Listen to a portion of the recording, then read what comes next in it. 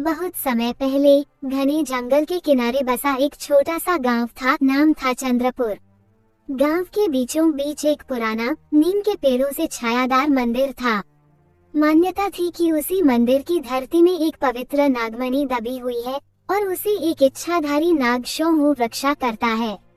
लोग उनसे डरने के साथ साथ श्रद्धा भी करते थे, क्योंकि नाग कभी कभी मनुष्य का रूप भी धारण कर लेता था और गांव में अचंभित कर देने वाली घटनाएं घटती रहती थीं। गांव में एक भोला भाला लड़का था, राहुल। उसका दिल बड़ा था, पर हालात की कमी के कारण वह पढ़ाई नहीं कर पाता था।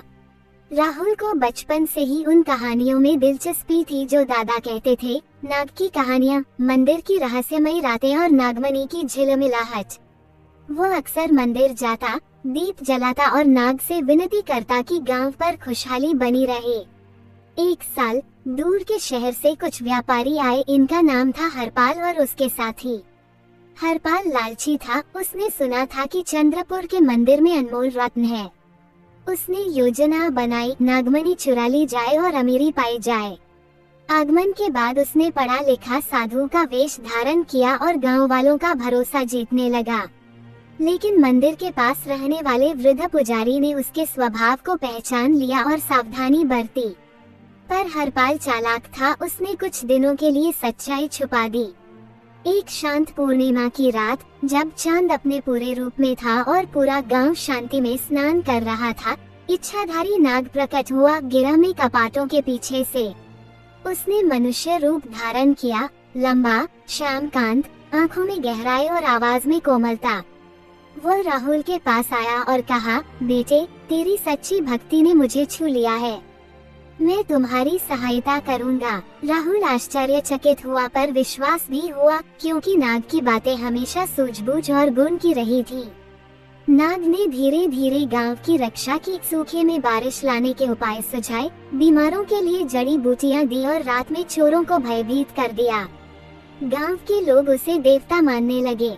पर हरपाल को ये सब नागमणि तक पहुंचने से रोक नहीं पाया। उसने फिर चाल चली। उसने बाहरी दुनिया से कुछ शिकंजी चमत्कारी विधियां सीखी और सोचा कि यदि मणि मिल जाए तो नाग से भी ज्यादा ताकत हासिल करेगा। एक दिन हरपाल ने साधु का वेश त्याग कर खुलेआम कहा कि वो मंदिर का संरक्षक है और मणि की देखरेख वह करेगी। पुजारी ने विरोध किया, पर हरपाल ने कुछ भ्रष्ट गांव वालों को रिश्वत देकर अपना समर्थन जुटा लिया। मामला बढ़ा, गांव में मतभेद हुए। राहुल, जो नाग का मित्र बन गया था, दुखी हुआ। उसने नाग से मदद मांगी। नाग ने शांत स्वर में कहा, सत्य समय पर स्वयं प्रकट होता है। हमें संयम और बुद्धि से काम लेना होगा। हरपाल ने पाशविक चाल चली। उसने एक रात मंदिर में घुसकर मणि छीनने की कोशिश की, पर जैसे ही उसने मणि छुई, मंदिर से एक ऐसी शक्ति निकली जो हरपाल को विचलित कर गई। वो असफल रहा, पर भागकर फिर नई चालें चलने लगा। उसने गांव के बच्चों को भड़काया, झूठे किस्से फैलाए और लोगों में डर भर दिया। गांव के रिश्ते बिखरने लगे। तभी एक भयावह घटना हुई। गांव के पास एक सूखा पड़ा और लोग भूख से जूझने लगे। कई लोग सोचने लगे कि नाग ने अपना वचन तोड़ दिया, पर नाग ने राहुल को बुलाया और कहा, कभी कभी बल पर नहीं, भरोसे और सहकार्य से ही बड़ी समस्या सुलझती है। नाग ने अपने रूप से गांव वालों के लिए उपजाऊ बीज और ज्ञान दिया कि कैसे पानी बरकरार रखें, छोटे तालाब खोदें और वृक्षों की बचत करें। धीरे धीरे धरती ने फिर से हरा भरा होना शुरू किया। लोग जागरूक हुए और हरपाल की चालें असफल होने लगी। हार के डर से हरपाल ने अंतिम और सबसे खतरनाक योजना बनाई। उसने जंगल के उन राक्षस तंत्रों की खोज की जो नाग की शक्ति को कम कर सकें। उसने कुछ अवैध साधन जुटाए और फिर किसी अनजाने पारिवारिक मार्ग से मंदिर पर हमला किया। उस रात बारिश भीषण थी। मंदिर के द्वारों पर समूचा गांव जमा हुआ, एक ओर भय, दूसरी ओर आशा। हरपाल ने जाल बिछाया और सोचा वह नागमणि को छीन लेगा, परंतु नाग ने अपनी असली पराकाष्ठा दिखाई। उसने अपनी पूंछ से धरती को झकझोर दिया, पंख फैलाकर गरज निकाली, परंतु सबसे बड़ी बात, उसने हरपाल के हृदय में पश्चाताप का बीज बो दिया। हरपाल, जो कि अंदर से डर और उदासीनता से भरा हुआ था, अचानक अपने किए पर शर्मिंदा हुआ। उसे अपने लालच ने क्या किया, उसका सारा अतीत याद आया। उसने देखा कि उसके कारण गांव के कई लोग दुखी हुए। बच्चों की आंखों में डर था। उसी समय राहुल ने आगे बढ़कर कहा, अगर आप माफी मांगोगे और गांव की मदद करोगे तो नाग सहमत हो सकता है।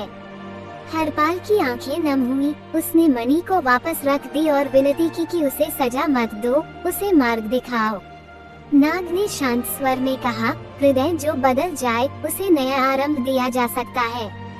हरपाल ने सच्ची निष्ठा दिखाई। उसने गांव के लिए पानी के तालाब बनाए, वृक्ष लगाए और गरीबों के लिए दान दिया। धीरे धीरे लोग उससे मेल जोल बढ़ाने लगे। नाग ने भी हरपाल की सही राह पर आने का संकेत स्वीकार कर लिया।